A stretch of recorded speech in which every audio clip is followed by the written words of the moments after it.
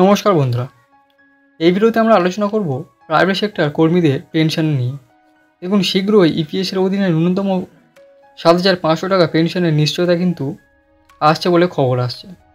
তো সমস্ত কিন্তু এই ভিডিওতে আলোচনা করব। প্রাইভেট সেক্টর এমপ্লয়ীদের পেনশন কি ন্যূনতম পেনশন ৭,৫০০ টাকা হতে পারে কিনা, কী খবর আসছে দেখুন। বেসরকারি খাতের কর্মীদের জন্য কর্মচারী ভবিষ্যৎ নিধি তহবিল সংস্থা ইপিএফের অধীনে ন্যূনতম পেনশন বৃদ্ধির দাবি দীর্ঘদিন ধরেই চলে আসছে। 2014 সালে সেপ্টেম্বরে কেন্দ্র সর্বশেষ ইপিএফের দ্বারা পরিচালিত কর্মচারী পেনশন প্রকল্পের অধীনে ন্যূনতম পেনশনের পরিমাণ 1,000 টাকা নির্ধারণ করেছিল। ইপিএফের অধীনে কর্মচারীরা তাদের মূল বেতনের 12% প্রভিডেন্ট ফান্ডে জমা করেন। অন্যদিকে নিয়োগকর্তারাও একই পরিমাণ অর্থ প্রদান করেন। নিয়োগকর্তার এই আবেদনের 8.33% ইপিএসে যায় এবং 3.67% ইপিএফ অ্যাকাউন্টে জমা হয়। পেনশনভোগীদের সংগঠন ইপিএস 95 আন্দোলন কমিটি জানিয়েছিল যে কেন্দ্রীয় শ্রমমন্ত্রী মনসুখ মান্ডভিয়া তাদের দাবির বিষয়ে সময়োপযোগী পদক্ষেপ নেওয়ার আশ্বাস দিয়েছেন, যার মধ্যে ইপিএস 95-এর অধীনে ন্যূনতম পেনশন অন্তর্ভুক্ত রয়েছে। পেনশনভোগী সংস্থার এক বিবৃতিতে বলা হয়েছে, দেশজুড়ে 78 লক্ষেরও বেশি পেনশনভোগীর দীর্ঘদিনের দাবির প্রতি কেন্দ্র ইতিবাচক অবস্থান নিয়েছে।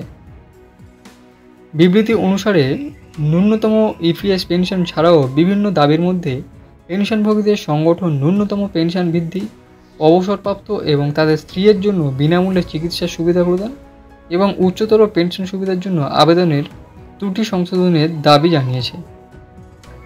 বহু বছর ধরে পেনশনভোগীদের অধিকারের জন্য লড়াই করে আসা ইপিএস 95 জাতীয় আন্দোলন কমিটি জানিয়েছে যে কেন্দ্রের সাথে সাম্প্রতিক আলোচনার ফলে আশা যাচ্ছে যে ইপিএস 95-এর অধীনে ন্যূনতম পেনশন 10 বছর পর অবশেষে সংশোধন করা হবে। 2025 সালে কি ন্যূনতম পেনশন বাড়বে?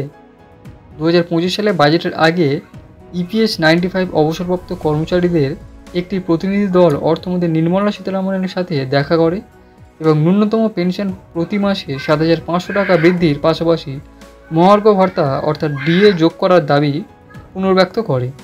ইপিএস 95 জাতীয় আন্দোলন কমিটির মতে অর্থমন্ত্রী প্রতিনিধি দলকে আশ্বস্ত করছেন যে তাদের দাবিগুলি বিবেচনা করা হবে।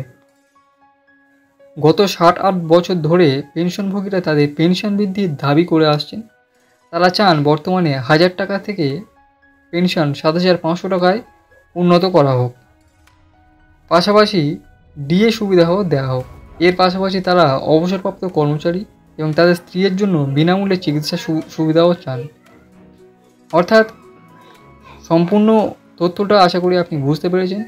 ভিডিওটি ভালো লাগলে অবশ্যই একটি লাইক করবেন, শেয়ার করতে ভুলবেন না। আর কোনো প্রশ্ন থাকলে অবশ্যই কমেন্টে জানাবেন। আর এই ধরনের ইনফরমেটিভ ভিডিও পাওয়ার জন্য চ্যানেলটি অবশ্যই সাবস্ক্রাইব করে রাখবেন।